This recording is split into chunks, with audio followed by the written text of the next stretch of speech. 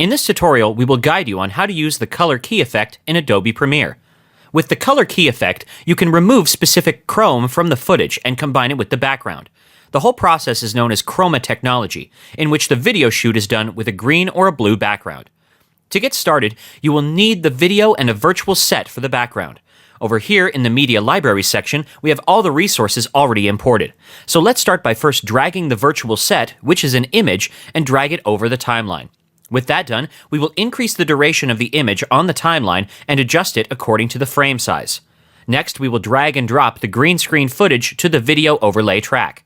Now let's set the duration of the clip on the timeline, transform the clip size, and place it according to the backdrop. With that done, we will go to the Effects menu and apply the Crop Video effect on the green screen clip. This will allow us to remove the unwanted part of the clip. Simply move to the Effect Control panel and let's crop the clip from both the right and left side by changing these values. Now let's apply the Auto Contrast Video effect from the Effects menu over here. We will apply this effect on the same green screen video layer which we cropped earlier. With that done, let's move to the Effect menu once more and apply the Ultra Key effect located in the Keying folder. We will apply this effect on the green screen video layer. Now let's move to the Effect Control panel and expand the Ultra Key menu. Click on the color picker icon next to the key color option and select the background color which is to be removed. In this case, the background color is green.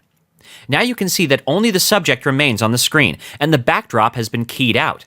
But if you look closely, you can still see some of the shades existing within the frame over here. To apply the color key effect in a better way, select the Alpha channel from the Output menu. Now you can see each and every shade that will appear on the layer. Now we will configure each and every individual setting to make sure that the background is removed. For that, expand the Matte Generation menu and set the pedestal option to 100. You can see the changes taking place in the preview pane over here in real time. Next, we will open up the Matte Cleanup menu and set the midpoint value to 50. Lastly, let's move back to the Matte Generation section and set Highlight to 10, Transparency to 37, Shadow to 52, and Tolerance to 20.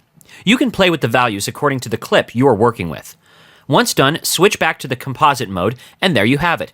We have successfully applied the color key effect on the overlay video layer. Let's render the sequence, and this is the final output.